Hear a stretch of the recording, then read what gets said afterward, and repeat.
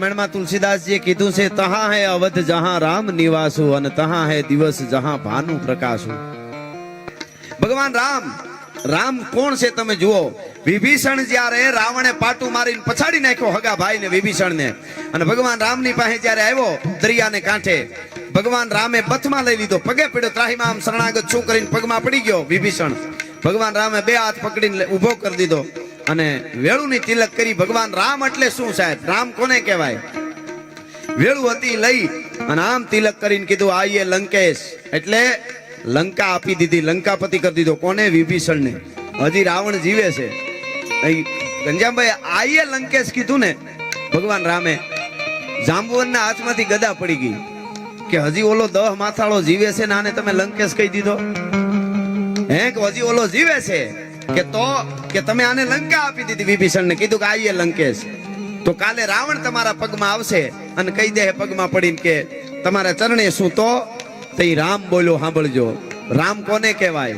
તઈ ભગવાન રામે એમ કીધું કે આજે વિભીષણ મારા ચરણે આવ્યો તો એને લંકા આપી દઉં છું, લંકાનો રાજા બનાવી દઉં છું. અત્યારથી જીતા પહેલા હું જીતીશી ભરોસો છે.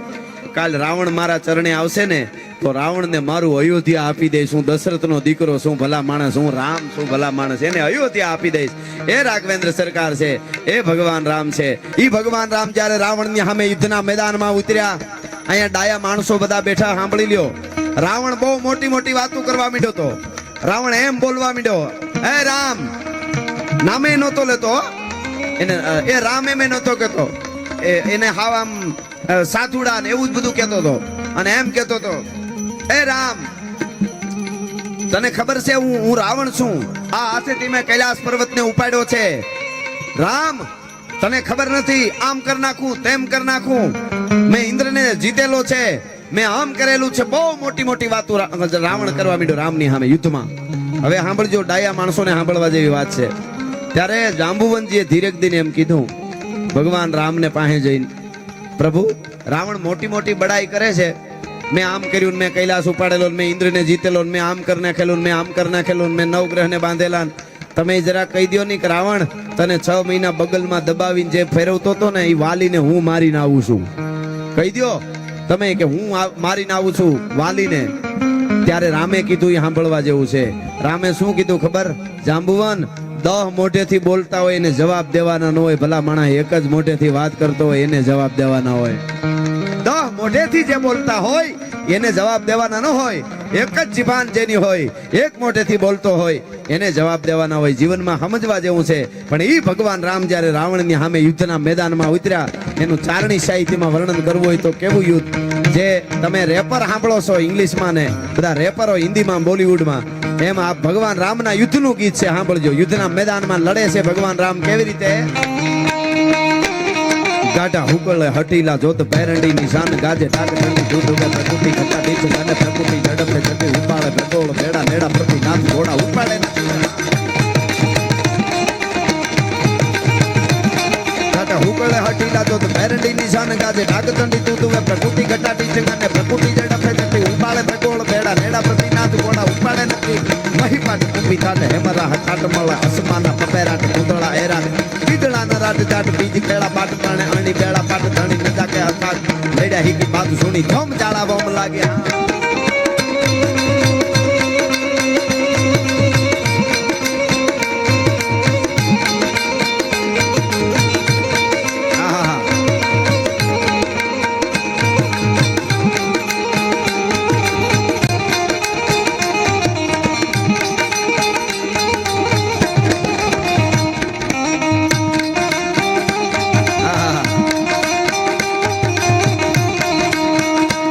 मेरी झोपड़ी के भाग आज जाग जाएंगे राम.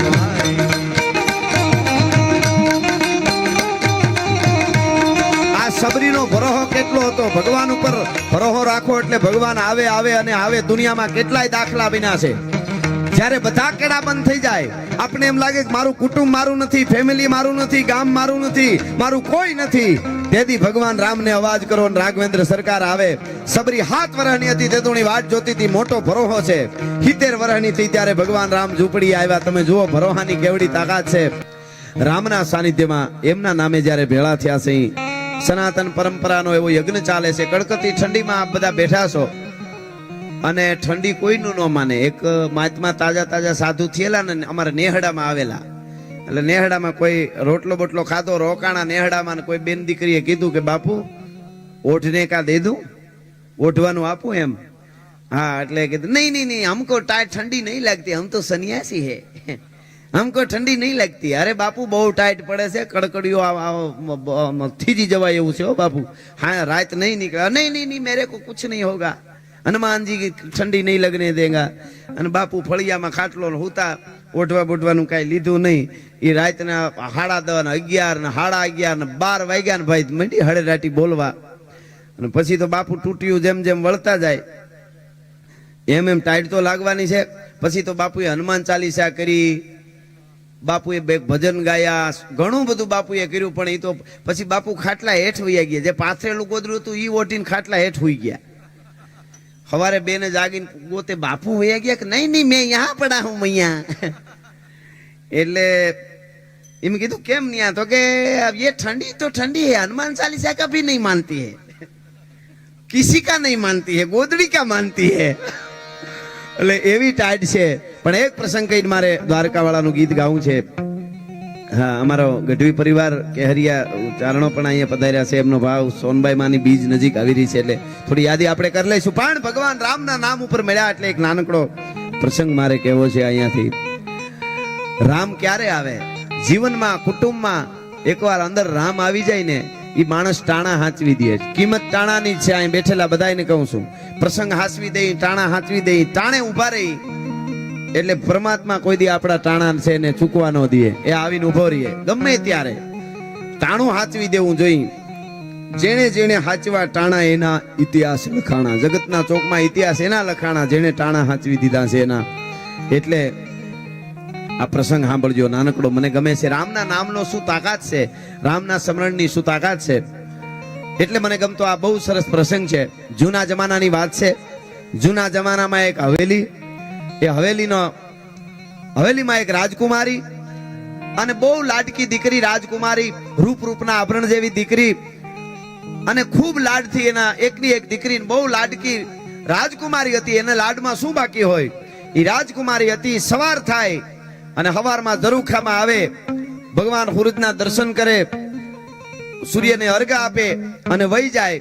એમાં ઈ હવેલીની આજુબાજુમાં આગળ પટાંગણમાં વાળવા વાળો, જે બજાર વાળવા વાળો જે માણસ હતો, બજાર વાળવા વાળો જે માણસ હતો, ઈ માણસની એક દી વાળતા વાળતા આમ જુવાનની નજર પડી ગઈ. પણ એવું ચંદ્રમુખીનું રૂપ હતું. મોર કો ધ્યાન લગો ઘન ઘોર સે દોર સે ધ્યાન લગો મટકી, જેમ દીપક ધ્યાન ચકોર લગો ચકવાન કો ધ્યાન દીને સે ટકી, મીન મનોજલ ધ્યાન સો સગર પંથ પ્રબીન રહ્યો અટકી. નજર ચોટી ગઈ. આવું રૂપ કોઈ દી જોયું નહીં. ઈ બજાર વાળવા વાળો જે માણસ હતો એની આંખ ચોટી ગઈ. આવું રૂપ ન જોયું. ગાંડા જેવો થઈ ગયો, રૂપમાં એવો મોહિત થઈ ગયો.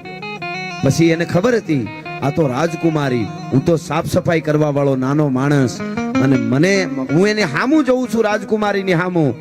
ઈ જો ખબર પડી જાય ને રાજાને, તોય મને મારી નાખે, મારા કટકા કરી નાખે. પણ એને એક નિયમ લઈ લીધો મનમાં, આજથી કાયમના માટે મારા ઘરેથી આવું, હું બધું સાફ સફાઈ કરવા માટે આવું, સવારમાં એક વખત ચંદ્રમુખીનું મોઢું જોઉં તો જ જીવું, પાણી પીવું કે ખાઉં, નહીતર નહીં. મારો પ્રેમ છે, શુદ્ધ છે, મને ખબર છે હું એને કોઈ દી નજીક નથી જઈ હગવાનો, સ્પર્શ નથી કરી હગવાનો, પણ બસ એનું મોઢું જોઈ લેવું તોય ઘણું. બસ આવો ક્રમ થઈ ગયો. પછી તો કાયમ સવારમાં આવે રાજકુમારી, ચંદ્રમુખી નામ, ચંદ્રમુખી ઝરૂખે આવે, સૂર્યને પાણી અર્ઘ ચડાવે, આ એનું મોઢું જોઈ લે, બજાર વાળવા માંડે. ચંદ્રમુખીને ખબર નથી કોક મારું મોઢું જોવે છે, એને ધ્યાન નથી. કાયમનો ક્રમ થઈ ગયો મિત્રો. 1 દી 2 દી 5 દી 15 દી, મહિનો 2 મહિના 5 મહિના. રામના નામની શું તાકાત છે એટલે આ પ્રસંગ કહું છું, સાંભળજો. માતાઓ બહેનો આજે ખાસ સાંભળે આવા પ્રસંગો.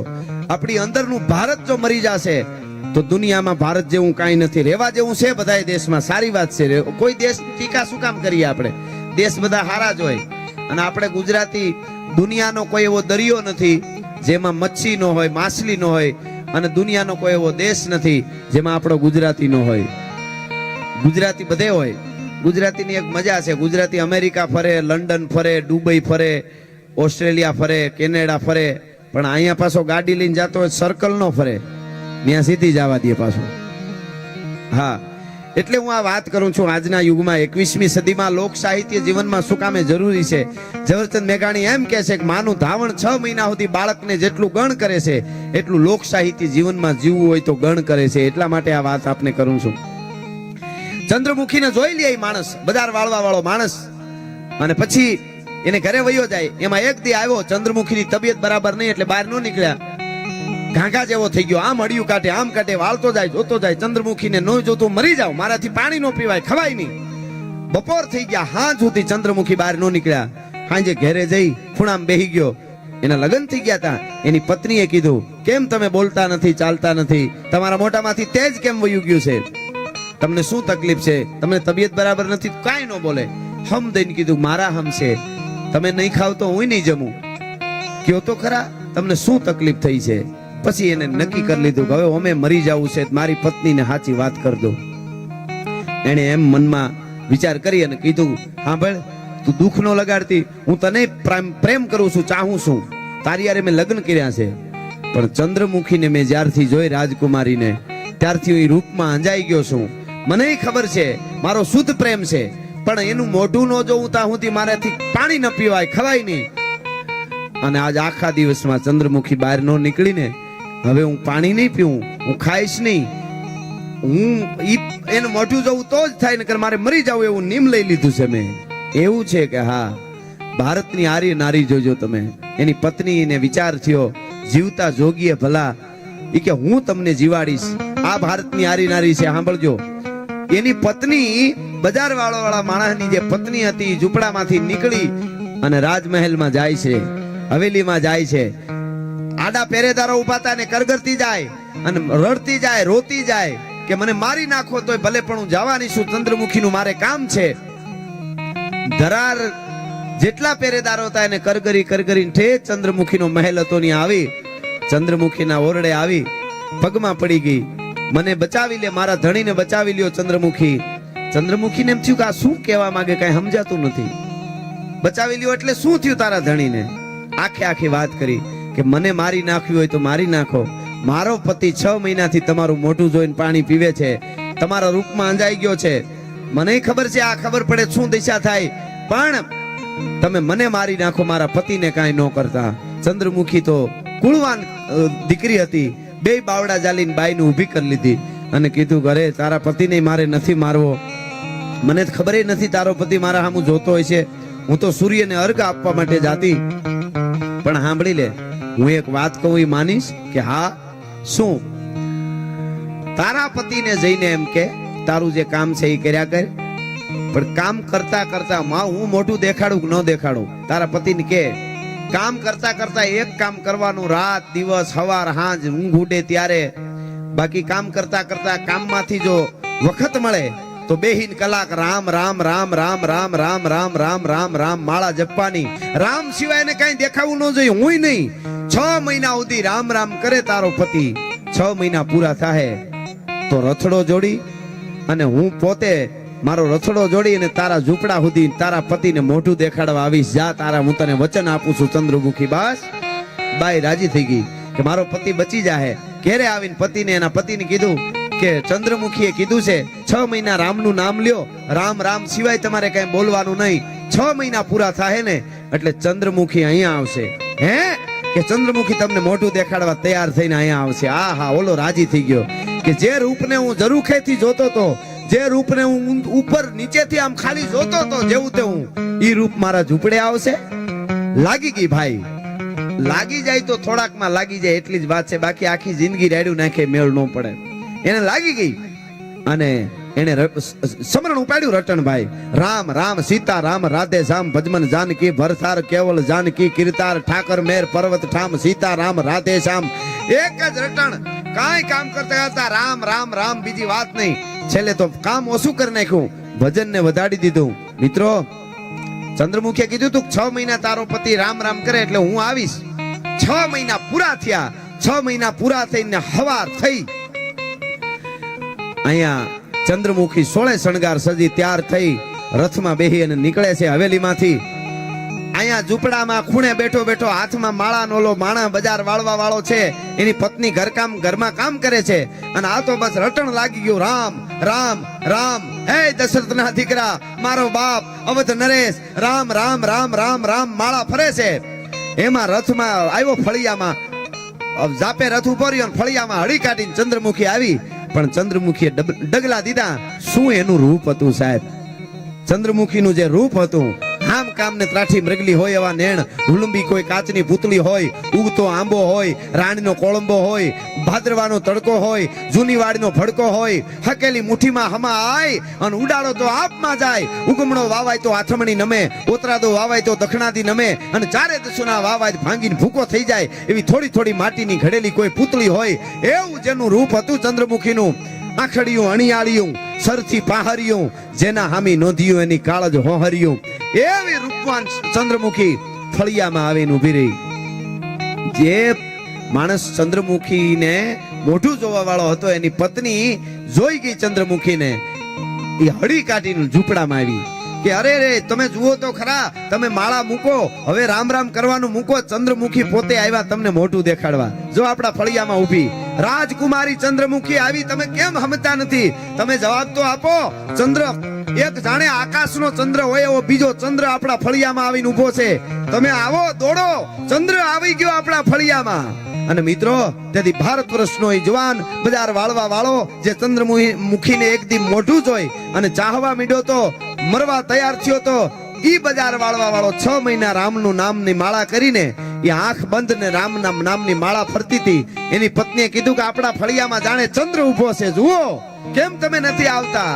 તેથી માળા ફેરવતા ફેરવતા કીધું તું કે એની પત્નીને કે સાંભળ, ચંદ્ર આવી ગયો કે હા, કે ઈ ચંદ્રને કહી દે હવે ચંદ્ર રામ રૂપી સૂર્ય પ્રગટ થઈ ગયો છે, હવે ચંદ્ર ઝાંખો પડે છે, હવે ચંદ્રની મારે જરૂર નથી. ભલા માણસ, 6 મહિના મેં રામનું નામ રેટ્યું છે ને, રામનો ઉદય મારા હૈયામાં થઈ ગયો. હવે ચંદ્રમુખીને કે તું રામનું ભજન કરજે, હવે મારે તારું મોઢું નથી જોવું, હવે મને રામ પ્રગટ થઈ ગયો છે. આ દેશની દીકરીઓ એવી હોય કે જે રૂપમાં પાગલ થઈ જાય, કોઈ પર સ્ત્રીને પ્રેમ કરવાનું હોય, એને બાનું ચડી જતું હોય, એમાંથી માળા પકડાવીને એને રામના નામને રસ્તે ચડાવી દે તો રામમય બનાવી દે. એ આ દેશની દીકરીઓની તાકાત છે અને એ ભગવાન રામના નામની તાકાત છે. જે માણસ ચંદ્રમુખીને મોટા જોવા હારું તલખતો હતો, એને કહી દીધું કે હવે રામ પ્રગટ થઈ ગયો, હવે ચંદ્રની મારે જરૂર નથી. અને એટલા માટે કવિ કહે છે,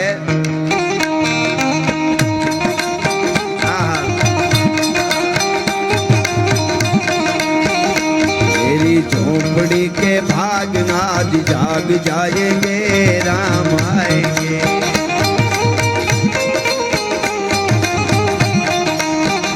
राम आएंगे तो अंगना सजाऊंगी, दीप जला के दिवाली में मनाऊंगी, जन्म के सारे पाप कट जाएंगे, राम आएंगे.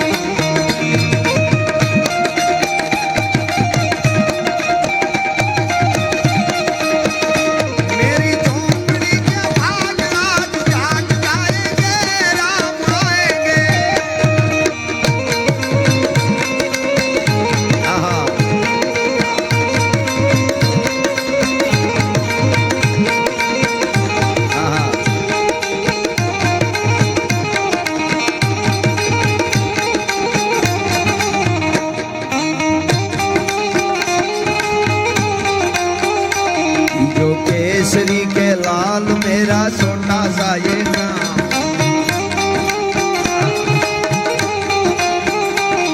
जो केसरी के लाल मेरा छोटा सा ये नाम, मेरा राम जी से कह देना जय सिया राम, मेरा राम जी से कह देना जय सिया राम, जो केसरी के लाल मेरा छोटा सा ये